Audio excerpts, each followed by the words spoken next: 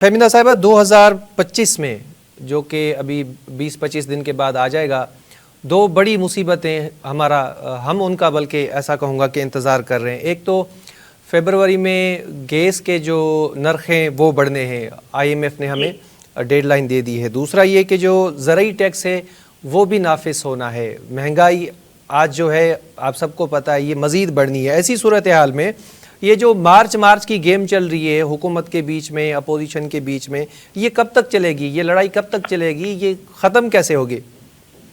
नहीं, देखें, इसका तो प्रॉब्लम यही है कि हमारी जो पॉलिटिकल एंटिटीज हैं और वो कभी भी एक साथ बैठने पे रजामंद नहीं होती, जिसमें सबसे बड़ा मसला वो तहरीक इंसाफ ही है। और इस वक्त भी वो बहुत अच्छी पोजीशन में आ गए थे, बेहतर पोजीशन में आ गए थे मैं तो कहूँगी, जिस वक्त उन्होंने ये अपनी जो फाइनल कॉल है और का जो ऐलान किया था। और उस वक्त वो ये मुतालबा अगर इमरान खान साहब रखते कि जो 9 मई के जो जेल में उनके जैसे डॉक्टर यास्मीन राशिद साहिबा हैं, इस तरह के कैदी हैं, उनकी रिहाई के लिए कुछ दो का मामला सेट कर सकते थे।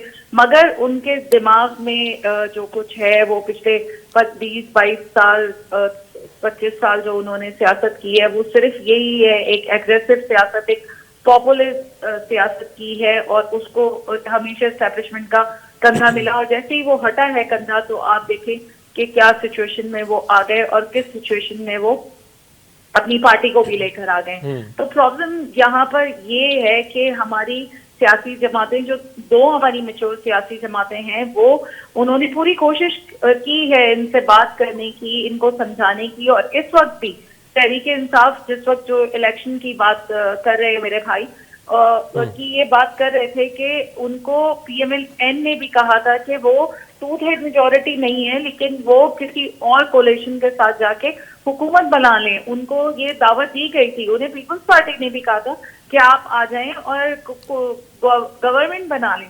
तो प्रॉब्लम ये है कि खान साहब जो है वो सही वक्त पर सही डिसीजन, किसी चाहे वो हुकूमत में थे या वो अपोजिशन में थे या अब वो कहीं भी नहीं है, तो वो डिसीजंस नहीं ले पाते।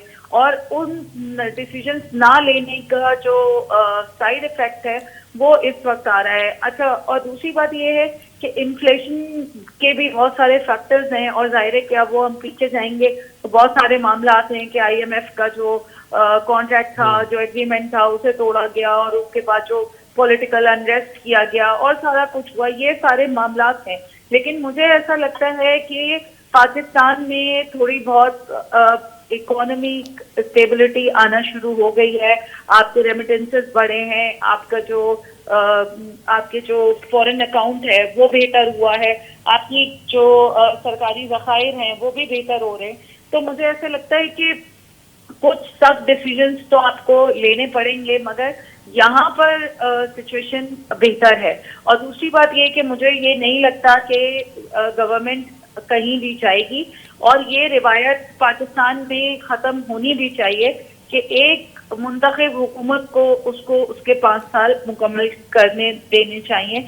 और दूसरी बात ये है कि इस वक्त इस्टेब्लिशमेंट के भी फेवर में यही है कि PMLN या ये जो कोलिशन गवर्नमेंट है, या आप इसको सादी हुकूमत कह लें, वो रहे। क्योंकि इस वक्त पाकिस्तान अनजस्ट जोग्राफिकली भी पॉलिटिकली भी अफोर्ड नहीं कर सकता है। और तीसरी बात ये है कि कल की आप जो फॉर्मेशन कमांड कॉन्फ्रेंस हुई है, वहां से जो एलामिया आया है और वो बहुत सख्त है। तो बादिल नजर में देखा जाए तो वो जो फेक न्यूज के हवाले से है, और जिस तरह आपने देखा है कि फेक न्यूज के ऊपर ये जो डी चौक, इससे पहले वो बच्ची की रेप केस का था, और फिर ये डी चौक में जो लाशें थी, जो हजारों लाशें होते होते होते फाइनली 12 लाशों तक पहुंचा है मामला। तो वहां पर भी यही कहा गया है कि इसको, इस नैरेटिव को, फेक नैरेटिव को सख्ती से जो है निपटना चाहिए।